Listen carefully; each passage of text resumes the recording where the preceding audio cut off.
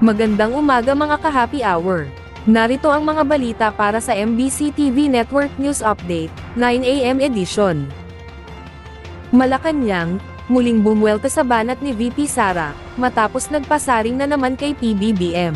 Rumesback ang Malacanang sa panibagong pasaring ni Vice President Sara Duterte, na nagsabing matagal umanong umaksyon si Pangulong Ferdinand Marcos Jr. laban sa maanumalyang flood control projects. Pinaalalahanan ni Palace Press Officer Undersecretary Claire Castro, si VP Sara na si Pangulong Marcos mismo ang nanguna sa pagpapaimbestiga sa mga maanumalyang proyekto, kaya ito ngayon nahahalukay. Hindi aniya katulad noong nakaraang administrasyong Duterte, na wala aniyang ginawang ganitong uri ng investigasyon sa harap ng mga insidente ng katiwalian. Inihalimbawa ni Castro ang aniya ay pinabayaan lamang na pamamayagpag ng kaibigan aniya ng dating administrasyong Duterte, sa isyu ng katiwalian sa overpriced na face masks at medical equipment na kinasangkutan ng Formali. Ayon pa kay Castro, matagal ding naging kalihim ng DepEd si VP Duterte, subalit ang iniwan nito aniya ay ghost students para sa mga voucher, mga natenga at nakatiwangwang lamang na gadgets at iba pa. Sinabi ni Castro kung titingnan aniya,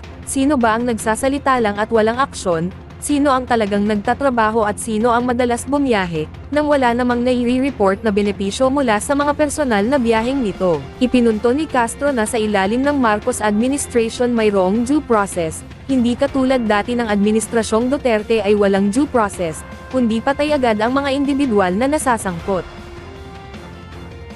Sa iba pang balita, Amy Marcos, nagpahayag ng saloobin kay PBBM, at ilang kaanak nito. Nagpahayag ng saloobin si Senadora Amy Marcos hinggil kay Pangulong Ferdinand Marcos Jr. at ilang kaanak nito kaugnay ng mga isyong kinahaharap ng bansa. Sa isang video post, ipinakita ang 4 na placards na may pangalan ni na Pangulong Marcos, Congressman Sandro Marcos, Congressman Martin Romualdez, at Liza Marcos.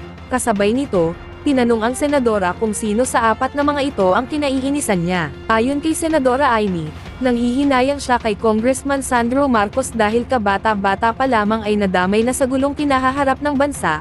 Ipinahayag din niyang nalulungkot siya para sa kanyang kapatid na si Pangulong Marcos Jr. Samantala, inamin niyang higit pa sa simpleng inis ang kanyang nararamdaman laban sa pinsan niyang si dating House Speaker Martin Romualdez.